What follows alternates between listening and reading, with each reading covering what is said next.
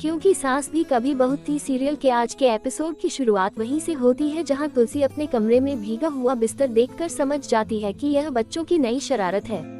वो मुस्कुराते हुए कहती है अब उन्हें इसका जवाब देना ही पड़ेगा, और इतना बोलकर वह कमरे से बाहर निकल जाती है। दूसरी तरफ रौनक और समायरा अपनी प्लानिंग सफल होने की खुशी मना रहे होते हैं। समायरा कहती है कि आज तो सच में बहुत मजा आ गया। वहीं रौनक भी खुश होकर कहता है कि सुबह से तुलसी बहुत अक्कर दिखा रही थी, लेकिन अब वह देखता है कि आगे वह क्या करती है। उसके मुताबिक उन्होंने उस सब की नाक में दम कर रखा था। इसी बीच महाराज जी एक रजाई और बिस्तर लेकर रौनक के कमरे में पहुंचते हैं। रौनक हैरानी से पूछता है कि यह सब उसके कमरे में क्यों लाया जा रहा है, तो महाराज जी मुस्कुरा कर कहते हैं कि उसके सारे सवालों का जवाब बाहर खड़ा है। इतना कहकर वह दरवाजे की तरफ इशारा करते हैं। अगले ही पल तुलसी कमरे के अंदर आती है। महाराज जी उनके लिए कुर्सी रखते हैं और तुलसी आराम से बैठ जाती है। रौनक उनसे पूछता है कि वो उसके कमरे में क्या कर रही है, तो तुलसी मजा अंदाज में कहती है कि लगता है इस लड़के की याददाश्त थोड़ी कमजोर हो गई है। कितनी बार समझाना पड़ेगा कि घर उनका है, मर्जी उसकी है, तो फिर कमरा भी उसका ही हुआ। रौनक फिर पूछता है कि आखिर उसके कमरे में ही क्यों आई है वह। तब तुलसी पूरे आराम से बताती है कि किसी ने उसके कमरे की बिजली खराब कर दी, एसबड़ी भी बंद हो गया और ऊपर से बिस्तर पर पानी डाल दिया। ऐसे में वहाँ सोना कैसे मुमकिन है। इसके बाद वह जानबूझकर महाराज जी से कहती है कि अब उसका मन पंखे के नीचे सोने का बिल्कुल नहीं है। इतने साल मेहनत करने के बाद अब तो एसबड़ी में ही आराम से सोना चाहिए। इतना बोलकर वह महाराज जी को अपना बिस्तर वहीं पर लगाने के लिए कहती है, लेकिन रौनक तुरंत उन्हें रोकता है और कहता है कि वह उसके कमरे में नहीं रह सकती। लेकिन तुलसी फिर उसी अंदाज में उसको याद दिलाती है कि घर उसका है, मर्जी उसकी है, इसलिए अब वो यहीं पर रहेगी। फिर वह मजाक में कहती है कि अगर रौनक को अपने कमरे से इतना ही प्यार है तो कोई बात नहीं। फिर वह महाराज जी से कहती है कि जमीन पर एक चादर बिछा दें, आज वहीं नीचे सो जाएगा रौनक। इतना ही नहीं, तुलसी रौनक को पहले से चेतावनी भी देती है कि उसे सोते समय जोर जोर से खर्राटे लेने की आदत है, इसलिए बाद में शिकायत ना करे वो। ये सुनकर रौनक का गुस्सा और बढ़ जाता है। वो समाया के साथ वहाँ से निकल जाता है और चिढ़कर कहता है कि अब वो इस कमरे में बिल्कुल नहीं सोएगा। उनके जाने के बाद महाराज जी हंसते हुए कहते हैं कि आज तो आपने इन जवान बच्चों का दिमाग ही घुमा दिया। तुलसी भी मुस्कुराकर जवाब देती है कि उन्होंने इस बुढ़िया औरत को बहुत हल्के में लिया था, आप जितना पंगा लेंगे उतना ही पछताएंगे। उधर रौनक समायरा और गरिमा के कमरे में पहुंचता है। वह अब भी गुस्से में होता है और कहता है कि वह तुलसी को जीतने नहीं देगा, कुछ न कुछ नया करना ही पड़ेगा। लेकिन समायरा उसको रोकते हुए कहती है कि अब रहने भी दिया जाए, क्योंकि उसका हर प्लान अब तक फ्लॉप ही हुआ है। इसके बाद समायरा रौनक से पूछती है कि अब वो रात में सोएगा कहाँ। इससे पहले कि रौनक कुछ बोल पाता, गरिमा पहले ही साफ मना कर देती है कि उनके कमरे में सोने का तो वह बिल्कुल ना सोचे और दरवाजा सामने ही है। ये सुनकर रौनक नाराज होता है। वो कहता है कि दोनों उसकी बहनें कम और दुश्मन ज्यादा लगती हैं। गुस्से में वो दोनों को छोड़कर छत पर सोने जाने की बात करता है और वहाँ से निकल जाता है। रौनक के जाते ही गरिमा अंदर से दरवाजा बंद कर देती है। उसी टाइम उसके फोन पर लगातार आ रहे कॉल्स में से एक कॉल वो उठाती है। वो कॉल उसके बॉयफ्रेंड क्रिश का होता है।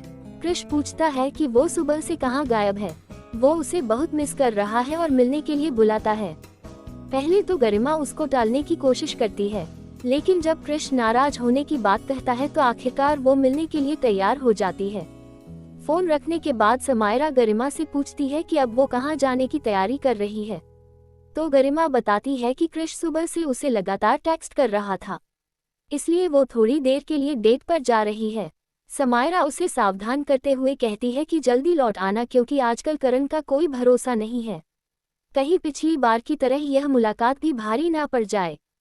तो गरिमा उसे भरोसा दिलाती है कि वह जल्दी वापस आ जाएगी और समायरा से आराम करने के लिए कहती है। इतना बोलकर गरिमा हमेशा की तरह खिड़की के रास्ते चुपचाप घर से बाहर निकल जाती है। दूसरी तरफ गरिमा चुपके से घर से निकलने के बाद अपने कपड़े बदल लेती है। वो एक छोटा ड्रेस पहनकर ऑटो से तय जगह पर पहुंचती है, जहां उसका बॉयफ्रेंड क्रिश पहले से उसका इंतजार कर रहा होता है। गरिमा आते ही उसकी गाड़ी में जाकर बैठ जाती है। गाड़ी में बैठते ही क्रिश प्यार से उसका हाथ पकड़ता है और उसे किस करने की कोशिश करता है, लेकिन गरिमा तुरंत उसको रोक देती है। वो कहती है कि उसने अभी अभी नेल्स करवाए हैं इसलिए उन्हें खराब ना करे वो। इसके बाद क्रिश मुस्कुराकर उससे पूछता है कि वो कैसी है, तो गरिमा उदास होकर कहती है कि वो बिल्कुल भी ठीक नहीं है। तो क्रिश उसको समझाने की कोशिश करता है और कहता है कि ज़्यादा टेंशन लेने की ज़रूरत नहीं है, लेकिन गरिमा बोलती है कि वो उसकी बात नहीं समझ पाएगा और बात वहीं छोड़ देने के लिए कहती है। इसी बीच क्रिश माहौल हल्का करने की कोशिश करता है।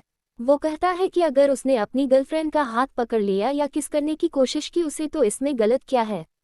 ये सुनकर गरिमा उसके गाल पकड़कर उसके बिल्कुल करीब आती है और मजाकिया अंदाज में कहती है कि बॉयफ्रेंड होने का मतलब यह नहीं कि वह कुछ भी करने लगे। अगर यही सब करना है तो पहले किसी और गर्लफ्रेंड को ढूंढकर पटा ले। तभी अचानक कुछ पुलिसकर्मी वहां पहुंच जाते हैं। एक महिला इंस्पेक्टर गाड़ी की खिड़की पर नॉक करती है और दोनों को बाहर आने के लिए कहती है। गाड़ी से उतरने के बाद क्रिश तुरंत सफाई देता है। वो कहता है कि जैसा पुलिस सोच रही है वैसा कुछ भी नहीं है, वे दोनों सिर्फ बैठकर बातें कर रहे थे। लेकिन इंस्पेक्टर साफ कहती है कि यह पब्लिक प्लेस है, यहाँ इस तरह बैठकर रोमांस करने की परमिशन नहीं है। इसके बाद क्रिश अपना आईडी प्रूफ दिखाकर कहता है कि वो बालिग है।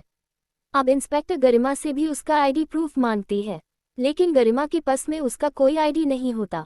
वो हाथ जोड़कर फिर कहती है कि उसे जाने दिया जाए क्योंकि वह हर समय अपना आईडी लेकर नहीं घूमती। इस पर इंस्पेक्टर समझाती है कि जब देर रात बाहर घूमने निकलो तो पहचान पत्र साथ रखना भी जरूरी होता है। इसके बाद इंस्पेक्टर अपने हवलदार को आदेश देती है कि दोनों को पुलिस स्टेशन ले जाया जाए।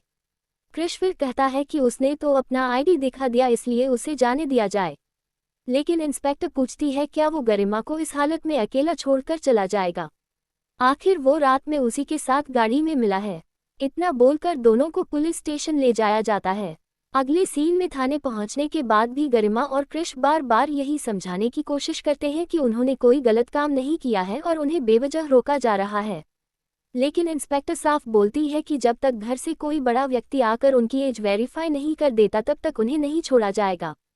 गरिमा उनसे रिक्वेस्ट करती है कि चाहे तो उसके कॉलेज में कॉल कर ले या उसके किसी फ्रेंड से पूछ ले, लेकिन इंस्पेक्टर मना करती है।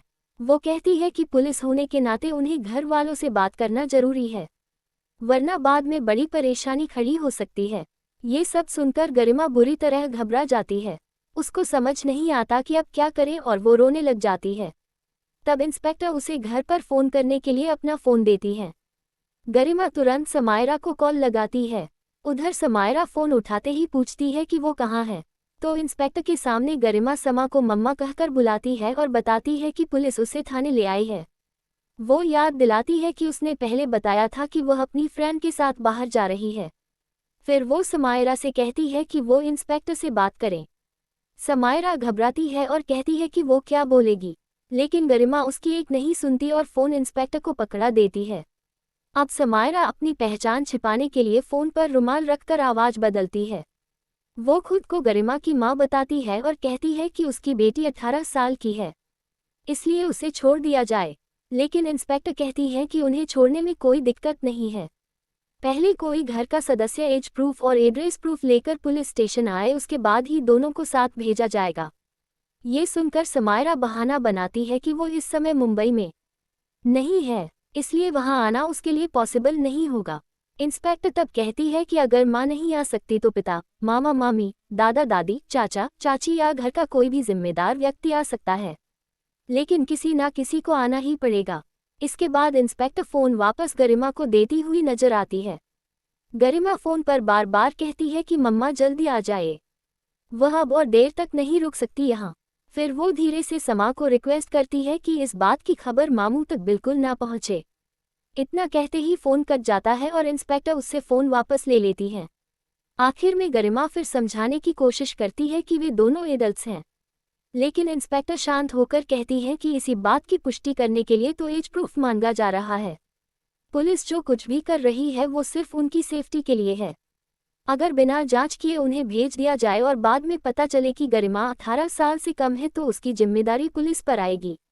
इसलिए इंस्पेक्टर साफ बोलती है कि अब आराम से बैठकर इंतजार करें। जैसे ही घर से कोई जिम्मेदार व्यक्ति पहुंच जाएगा उसके बाद ही उन्हें जाने दिया जाएगा। दूसरी तरफ समाधि करण और नंदिनी के कमरे में पहुंचती है। करण उसको देखकर हैरान हो जाता है और पूछता है कि वो अभी तक सोई क्यों नहीं। तो समा घबराए हुई आवाज में कहती है कि उसे उनसे एक जरूरी बात करनी है। बातों बातों में उसके मुंह से पुलिस स्टेशन शब्द निकल जाता है। ये सुनते ही करण चौकन्ना हो जाता है। वो तुरंत पूछता है कि पुलिस स्टेशन का नाम क्यों लिया और आखिर हुआ क्या है। लेकिन समायरा सच बताने की हिम्मत नहीं जुटा पाती। वो तुरंत बात को संभालते हुए कहती है कि उसने एक सपना देखा था जिसमें वो खुद पुलिस स्टेशन में थी और वहां से घर पर फोन आया था। उसी सपने की वजह से वो डर गई, इसलिए उनसे मिलने चली आई। करण दोबारा पुष्टि करता है कि यह सिर्फ सपना ही था ना। तो समायरा तुरंत हाँ में जवाब देती है।